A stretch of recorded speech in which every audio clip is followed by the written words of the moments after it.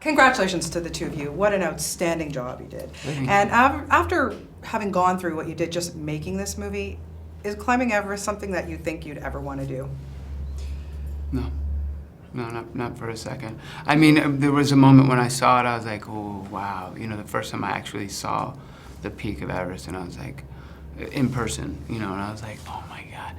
But I know, you know, it's so dangerous. It's where, you know, they don't call it the death zone just for, oh, it's the death zone. It's the death zone because your body dies. I have 2 little kids, so I have no desire whatsoever to do it. John, what about you? I mean, you know, it was intimated, or you know, there were people who were in the know who told us that we could. They could probably get us up there, that we could physically do it. That was a great compliment, but that's kind of enough. Just, you know what, I could if I wanted to. It's not, as we learned, the most technically difficult climb by any means, but it's the highest spot, and like Michael said, it's a death zone. It's not there's no messing around up there. I like having my fingers and toes, particularly my fingers to play instruments and write and do things I like to do. So you don't know you're going to come back with your digits if you go up there, is one issue for a lot of people. This was not your typical Hollywood shoot in any way. I mean, you guys knew what you were signing up for. Were you crazy? No, we didn't. I don't exactly know what I was signing up for. No. That's the biggest misconception about this.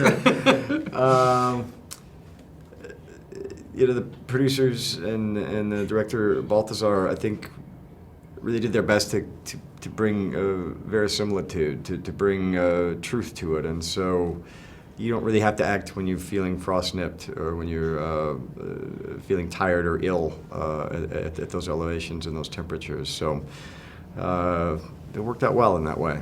Yeah, like physically ill and wanting to throw up and headaches like you've never had in your, I've never had in my life. I've never had a migraine. So, but literally not feeling your toes for the second half of the day. Like you can't feel them in your boots. There was days when it was just like, oh my God. Yeah, you know, which is fine. You're on a movie. Normally people are kind of looking after you and things like that, but that wasn't the case here. There was just too many people, right. Too broad a scope. So you often felt a little on your own. Or mostly just felt like I gotta just get through this for the people around me. Yeah. Again, not like any shoot that you guys have done for other films. I want to know what the camaraderie was really like, because I would think that there had to have been a special bond formed between all of you guys. Yeah, I think without a doubt, we somebody said when we were there, you know, like, we'll see each other. One of us will have not. That was you said. It was John Hawks said. No, but John said when we were doing it, he was like, you know, we'll see each other 5 years, 10 years from now. Maybe not have bumped into each other for many years. See each other and be like, just look at each other and be like, man, we did that. We did that together. We went through that. Yeah, and again, it doesn't compare to the hardship people face every day and the people who really climb to the top of mountains. But we had our own experience that was intense and difficult and lonely, and also really beautiful and fulfilling. It was quite a trip. But I think that you brought up the point before that we all went through our stages of excitement and dread, I guess, you know, kind of throughout the experience. And luckily, we were all on kind of different. It didn't hit at the same time. Yeah, we were all on different pieces of the wave at different times, and so we were all able to, I think, just help each other get through it.